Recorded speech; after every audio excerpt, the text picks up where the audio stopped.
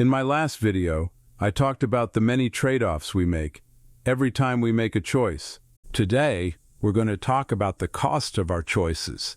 And let me say up front that trade-offs and cost are not the same things.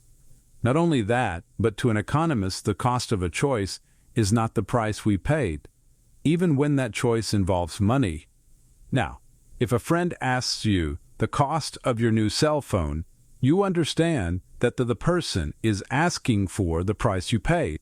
That's the average person's understanding of cost. But that is not the way economists view costs. In this video, I will explain why the real cost of any choice is never money. If all that has you scratching your head, don't worry.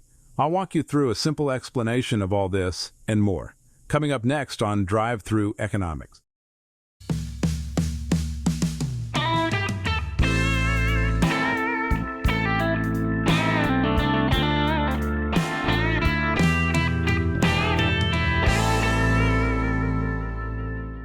Let's begin with a straightforward question.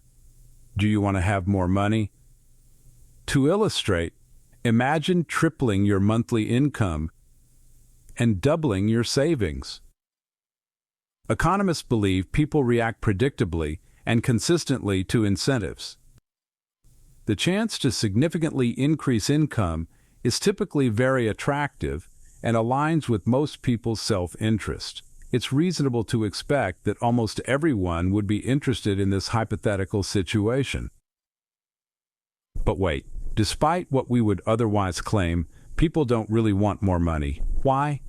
Because economists say money is not productive. In other words, money doesn't do anything.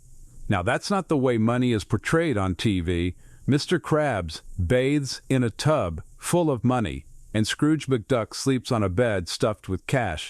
Nobody really does things like that. If I need to hammer a nail in the wall, then a bundle of hundreds is not going to get the job done. But I can take my money and buy a hammer, and that will be perfectly suited for the job. So, we don't really want money. We want the things that money can buy, and that is a very different thing. That's why I said that the real cost of anything is never money. For one thing, most choices we make in life are money-free, like how we spend our time. Let's look at a simple example. It's a Saturday afternoon in March, and you have the day off from work. Thinking about the day, you make a mental list of your options. In no particular order, you consider 1. Mowing your yard. 2. Completing your income tax return for the year. 3. Sitting on the couch and watching a college basketball playoff game. 4. Reading the new spy novel someone gave you for your birthday. 5. Organizing your walk-in closet. 6. Take some online lessons to learn how to write computer code. 7. Go biking in the state park. To make this as simple as possible, assume all these options will take about 2 hours, and none of them require any spending on your part.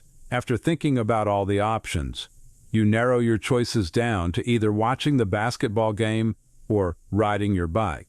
After a few minutes, you realize you want to watch the game more than anything else. Here's how an economist would view this situation. In choosing to watch the game, you traded off all the other choices you considered from your list. But that's not all. You also traded off every other way you could have used the time. So, even though taking a nap wasn't on your short list, it was traded off with countless other options. Now we need to look at the cost of your choice from the economic perspective. To an economist, the real cost of any choice is known as the opportunity cost. We define opportunity cost as the most valuable alternative given up when we make a choice. We had a long list of trade-offs when we chose to watch the game, but there can only be one opportunity cost. Remember, we had narrowed down our list to either watching the game or going for the bike ride. Those were our top choices. So in this case, our second best option, the bike ride, is the opportunity cost of watching the game. In other words, watching the game cost us a bike ride. Now let's look at an example where money is being spent. Let's assume you are interested in buying a DVD player a Bluetooth speaker, an inkjet printer, an external hard drive, and a wireless keyboard. For simplicity's sake, assume each of these items can be bought for $100. Your computer is running very low on hard drive space, and the built-in speakers are very weak, so buying an external drive and quality speaker are your top priorities. The rest of the things on the list can wait for some time in the future. Still, you only have $100 to spend right now, so either the hard drive or speaker will have to wait too. You decide to buy the speaker. The trade-offs for that purchase are all the other things you could have gotten with that money. As far as the opportunity cost, well, we've learned that the real cost is never money. So what does that leave us with? You guessed it. The opportunity cost of the speaker was the hard drive you could not buy. So don't think about the money cost of a choice. Think about the most valuable other thing you could have done with that money. Now, thinking like an economist doesn't happen overnight. It takes practice. But here's a simple trick to get you started. The next time you're about to buy something, or even just decide how to spend your afternoon, pause for a second. Ask yourself, what's the real cost here? Don't just focus on the money or time you're spending.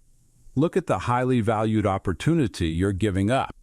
And as you do, you will begin to see the world through the eyes of an economist.